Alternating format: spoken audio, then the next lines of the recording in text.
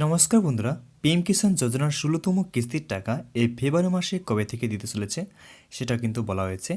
তার সাথে বন্ধুরা, যেসব কৃষকরা পিএম কিষাণ যোজনার ১৬তম কিস্তির টাকা পাওয়ার অপেক্ষা করে আছেন, সেই কৃষকদের কিছু করণীয় কাজ করতে হবে, নাহলে কিন্তু এই ফেব্রুয়ারি মাস থেকে আর পিএম কিষাণ যোজনার ১৬তম কিস্তির টাকা আর কিন্তু আপনাদের অ্যাকাউন্টে আর পাবেন না। তাই বন্ধুরা, ভিডিওটি ধৈর্য সহকারে দেখার চেষ্টা করবেন, তাহলে বন্ধুরা সম্পূর্ণ বিষয় কিন্তু জানতে পারবেন।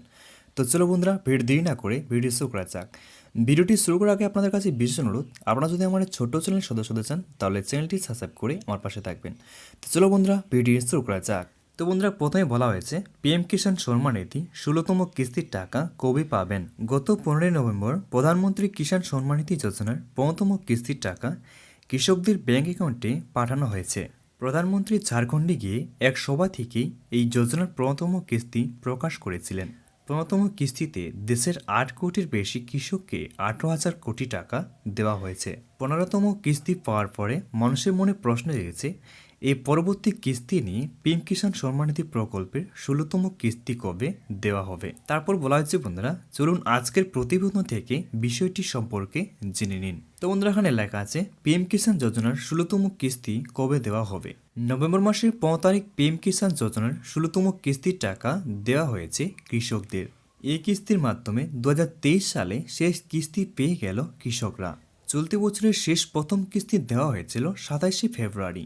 এরপর ২০২৩ সালে দ্বিতীয় কিস্তি অর্থাৎ ১৪তম কিস্তি দেওয়া হয়েছিল জুলাই মাসের ২৭ তারিখে। তারপর বলা হয়েছে বন্ধুরা, ১৫তম কিস্তির টাকার পাওয়ার পর এর ১৬তম কিস্তির টাকা কবে দেওয়া হবে তা নিয়ে মানুষের মনে প্রশ্ন জেগেছে।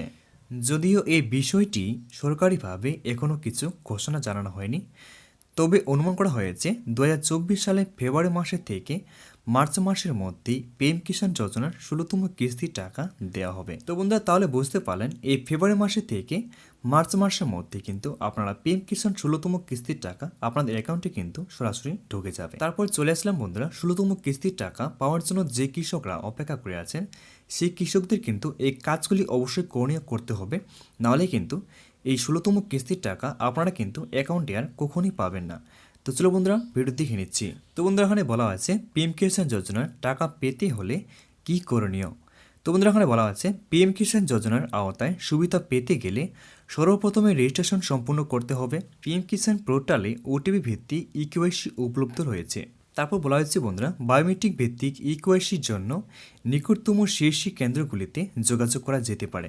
ইকেওয়াইসি নিজের মোবাইল থেকেই বাড়িতে বসেও করে নিতে পারেন। তার জন্য বন্ধুরা, আপনাদেরকে প্লে স্টোর থেকে এই পিএম কিষাণ অ্যাপটি ডাউনলোড করে আপনারা কিন্তু ইকেওয়াইসি করতে পারবেন। তারপরে বলা হয়েছে বন্ধুরা, কিছু গুরুত্বপূর্ণ কাজ।